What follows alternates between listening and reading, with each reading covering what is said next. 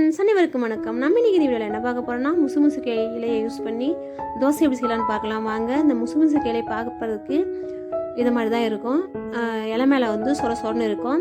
இந்த முசுமுசுக்கை இலை வந்து கோழையை அகற்றி நாள்பட்ட இருமல் சளியை சீக்கிரமாக குணப்படுத்தும். நெஞ்சில் ஒரு மாதிரி அடைக்கிற மாதிரி இருக்கும் அந்த கோழையை தான் அகற்றும் இந்த முசுமுசுக்கை இலை. வாங்க எப்படி தோசை எப்படி செய்யலான்னு பார்க்கலாம். தேவையான அளவுக்கு அரிசி எடுத்து ஊற வச்சுக்கலாம். தேவையான அளவுக்கு முசுமுசுக்கை இலையை நல்லா அலசி சுத்தம் பண்ணி எடுத்து வச்சுக்கலாம். காரத்துக்கு ஏற்ப மிளகு, ஒரு டீஸ்பூன் ஜீரகம், புழுங்கல் தான் யூஸ் பண்ணணும். அரிசியை நல்லா 4 மணி நேரம் ஊற வச்சு நல்லா பேஸ்ட் அரைச்சி எடுத்துக்கலாம். ஒரு மிக்ஸி ஜாரில் சுத்தம் பண்ணி வச்ச முசுமுசுக்கை இலையை சேர்த்துக்கலாம். உங்களுக்கு காரம் அதிகமாக தேவைன்னா வரமிளகாயும் சேர்த்துக்கலாம். அது அவங்கவுங்க விருப்பத்துக்கு ஏற்ப சேர்த்துக்கலாம். இல்லைன்னா மிளகு மட்டுமே போதுமே, மிளகும் சேர்த்துக்கலாம்.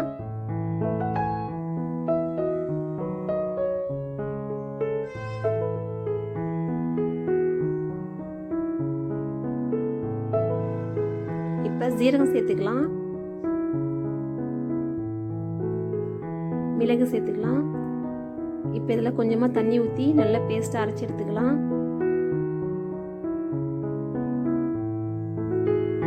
இந்த பேஸ்ட்டை அரைச்சி வச்ச அரிசி மாவோட சேர்த்துடலாம். முக்கியமான குறிப்பு என்னென்னா, இதை உடனே செஞ்சால் தான் நல்லாயிருக்கும். அப்போ தான் நம்ம முசுமுசுக்கையோட மருத்துவ குணம் நமக்கு ஃபுல்லாக கிடைக்கும்.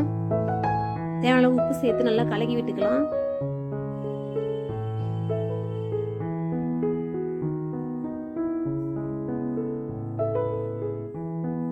இப்போ தோசைக்கல்லில் கொஞ்சமாக எண்ணெய் அப்ளை பண்ணி தோசை ஊற்றி எடுத்துக்கலாம். குழந்தைங்களுக்கு கொடுத்தா எண்ணெய் நிறைய சேருங்க. சப்போஸ் பெரியவங்களுக்கு சாப்பிட்றதா இருந்தால் கொஞ்சமாக எண்ணெய் சேர்த்துக்கலாம்.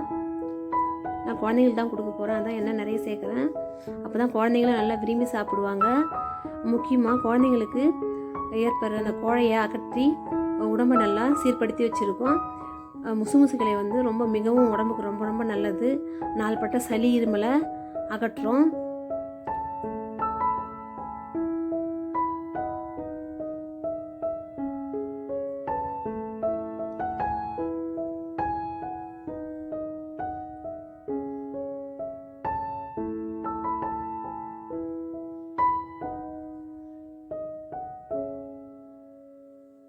இன்னொரு தோசை ஊற்றி காமிக்கிறேன் பாருங்கள்.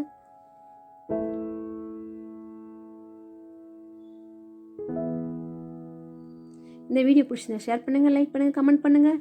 நம்ம சேனலை புதுசாக பாருங்கள், சப்ஸ்கிரைப் பண்ணுங்கள். தேங்க்ஸ் ஃபார் வாட்சிங்.